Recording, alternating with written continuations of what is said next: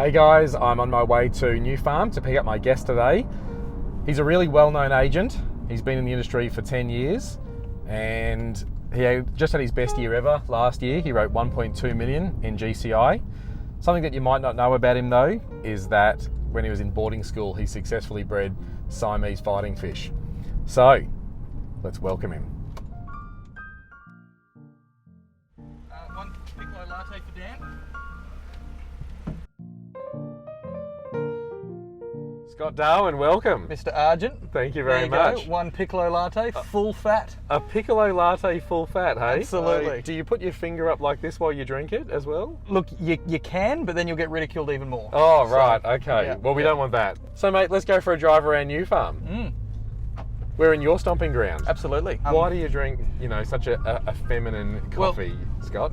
Well, I do drink all coffees depending on my mood of the day, but Okay. this is an ode to when I first started in real estate. Yeah, right. Because when before I moved to Brisbane, I was living in Sydney, kind of semi-involved in the restaurant industry.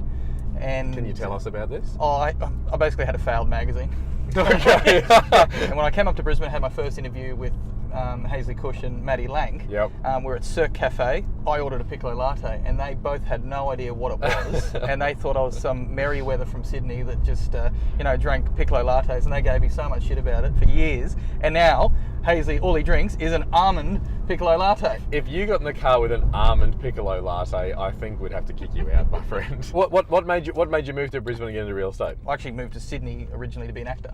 Okay. So I studied acting. I did a 2-year stage and screen degree in Brisbane. Moved to Sydney to be an actor, pursue the dreams. Nice. But I didn't want to be one of those actors that just served coffees. I always kind of had a bit of an entrepreneurial. You wanted to drink brain. the coffees. I wanted to drink the coffees, Yep. so I thought I'd borrow a few $1,000s, quite a few $1,000s from my mother, and start a business. 2 years down the track, lost all the money, failed business, failed actor. Wow. I was on the dole, and I was working at the races for a bookmaker, making a couple of bucks cash on the side. Wow. The ATO's not going to watch this. No. It was edited. Yeah, it was it. Oh, Yeah, I was yep. at rock bottom, like it really was. I was 25, and I always thought better of myself, and wanted to make a go of life, and thought, well, what am I going to get into? And real estate seemed like a pretty good option, and because I grew up with a single mum, and she bought and sold a lot of real estate. Really? Over the years. Wow. Yeah. So I kind of grew up from a very young age, Wheeling just and dealing. going to open homes with her, and just That's kind so of cool. just being involved in it all. So I was going to get real estate in Sydney. Had a few interviews lined up.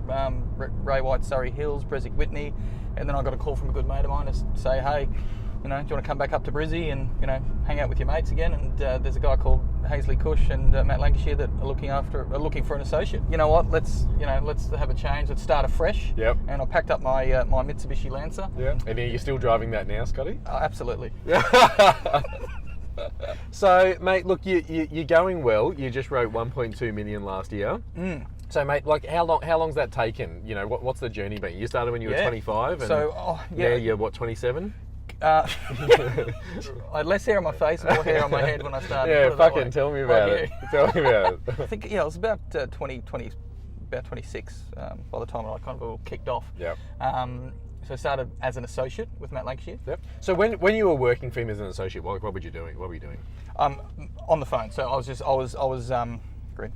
Oh, thanks. Fucking backseat driver. I'll drive. And, You answer. You Shut answer up. the questions. Yep. All Old right. buys mainly. Yep. Trying to get them in properly. So when I started in 2010, it was a shit market. So Yep, we I were remember. still in the shit. It was Matt had just started about 6 months before. He just started to gain some momentum, sell some really big properties. When I think in New Farm, Tenerife, in 18 months, there was only one house over 2 million that sold. That Yeah, 2010, 2011 were like really hard tough. years. Yeah, I remember. yeah. It hit up. Oh fuck! There's a car driving the wrong way down this one-way street, and you're telling me which way to drive? Where? There, right there. Oh my God. He's coming the wrong fucking way down Ann Holy Street. hell. And just drove the whole way down as well. Just on the phones to buyers, just trying to get them through stock, basically. Okay. Just, hey, you've been through this. Can we get you through this one? We noticed you're on the market 12 months ago. Are you still in the market? The most important skill to learn is prospecting, right? 100%. And lead generation. Because if you can't get that down pat, then you're not going to get appraisals. If you don't get appraisals, you're not going to get listing appointments. If you don't get listing appointments, you're not going to get listings. If you don't get listings, you're not going to get sales. 100%. My bit. So Matt was the prospector on the pipeline. That was his. Okay. That was his bit. My bit was the buyers. Okay. And what I found is after working with him in his team for about first 2 to 3 years, Yep. I developed really strong relationships with the buyers, and they became my vendors 5 years later. And do you reckon that was the right amount of time? I mean, Yeah, obviously- I got kicked out. I got kicked out. Really? Yeah, Matt was done with me. He's like, mate, you're out. Yeah. Within Matt's business, I was able to develop relationships and have a couple of little listings that weren't massive on massively important to him. Yep. So he was able to refer me a couple of listings to start with. Yep. Which I think is great for any agent to do with their team if that's where their team wants to move. Yep.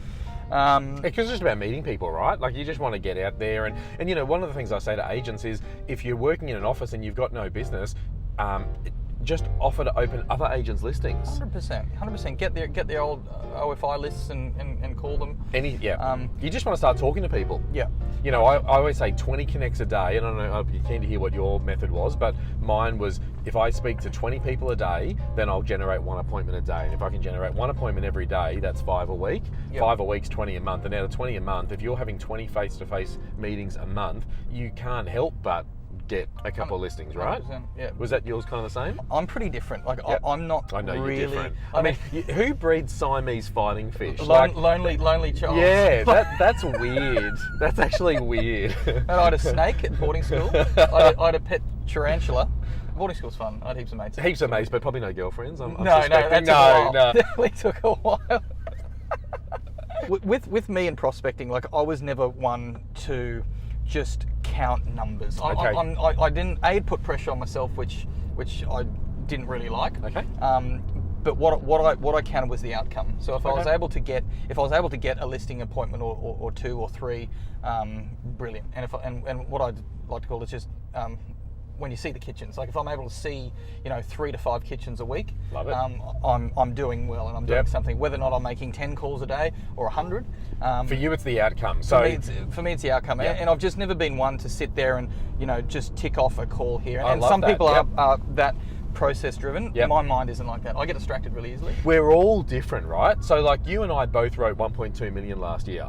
But I reckon the way we work's real different. 100%. But there's a couple of things that are the same, and for me, that's like the recipe for success. Like, what are those things? But I think we can all be unique and ourselves, and you'll find your own way of succeeding. I find my own way of succeeding, but Absolutely. it works. There's always going to be some common denominators. Yeah. And there's different ways that you can get there. But Yep. there's still. But I love yours, you've already said, is that lead generation. Like you spent a couple of years learning really well how to talk to buyers, create relationships, generate leads. The biggest thing was developing relationships Yep. in the local market Yep. and understanding my local market as good as anyone. Matt and I, have little competitions all the time, which who knows more about Yeah. everything in the area. Yeah. In the sense of how, like Yeah.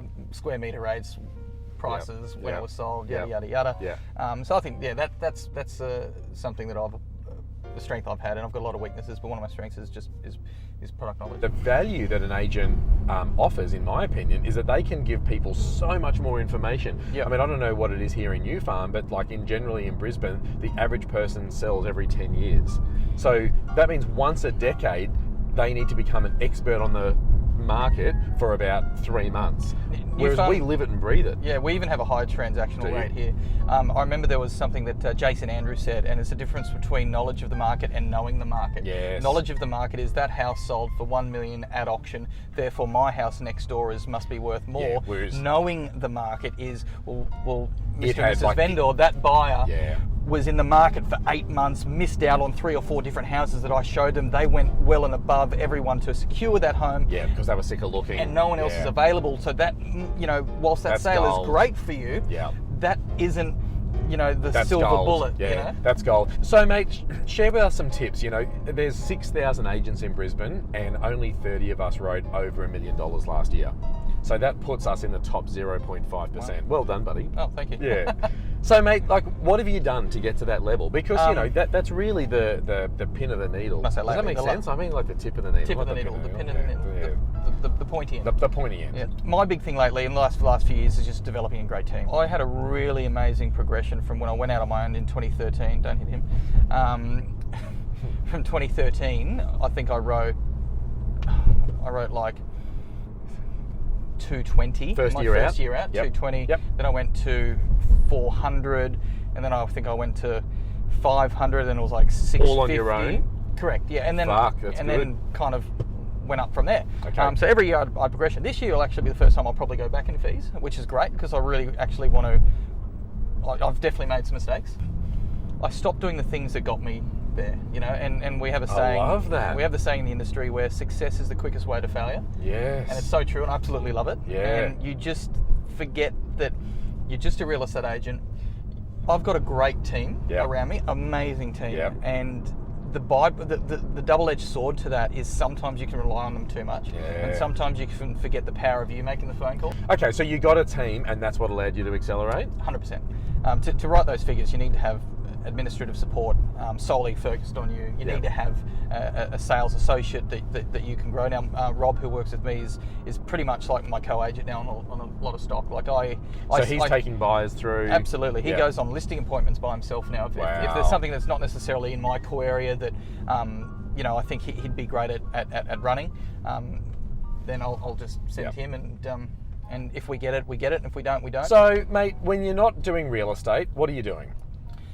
When you're not, and we don't want to hear about the tarantulas, you know, like that. That's weird. People that know me know I like to eat at nice places. I cook a lot at home. I have like about 4 different barbecues. So I do a lot of smoking and Wow. make pizzas and all that stuff. So I like to have people over. I'm quite social. A lot of people don't know this about me, but when I'm not kind of, you know, I like a lot of downtime. I Yeah. like just chilling at home with Yeah. my wife and my dog. And Yeah. And you Just- recently got married too. Yeah, Congratulations. thank you. Yeah, got there. Got there in the end. Yeah, that's really good, man. Yeah, it's again another thing about real estate is you don't have a lot of time to go and meet people outside of the industry. So Yeah. sometimes it's easier to marry someone that works in the office, which I did. Is that what you did? Yeah. Really? So Yeah. both you and Matt have done the same thing? And Hazley. Is there like a policy against this? They say don't fish from the company jetty unless you marry them. Oh my So- God. You know, real estate is not a job, I don't reckon, at all. I mean, it is a lifestyle. You live, you breathe it, you're never off. I don't believe you can have work-life balance in real estate. Uh-huh. The balance is the love of the job. Yeah. And for me, that's it. If you want to be writing, consistently big numbers, I don't think you can have a work-life balance. And, Yeah. and that is the reality. But Yep. if you love it, that's the balance. Yeah. And that's why you can do it. Continue to do it year after year. When you're at work, you work. Yep. How many people go to work? Yep. They put the suit on, they put the Yep. tie on, Yep. and And they they'll just sit on, Talk shit. they'll watch, shit on the internet. Drive by You know, Dan. on a Sunday, they'll come in and they think they're working because it's on a Sunday. It's Yeah. like, mate, work when you're at work And don't when when you're you're not. off. Yeah. When I'm on holidays, I turn my phone off. Yeah, I don't want good. to hear from anyone. Yep. So yeah, I suppose. So, Scotty, mate, if you could go back to day one and 2010, or maybe even 2013 when, you started on your own, and you could give yourself advice with everything that you've learned over the last, 6-7 years, Yeah, what would it be? it gets better. Nice. That's it. It Gets keeps better. getting better. It is a. You go through some darkness. Yeah. There's some moments where you go through some darkness, but it gets better. Yeah, no, that's true, You man. just got to keep doing the You stuff gotta you keep were doing doing it. to get to that growth. Yeah. Because you can come back around and forget what got you there. Yeah. Love it, man. Thanks so much. Thanks, Dan. It's been a See you, pleasure. mate. It's been great. A lot of fun. Thanks, man. Siamese fighting fish. I'll teach you. Okay, awesome. I'm in.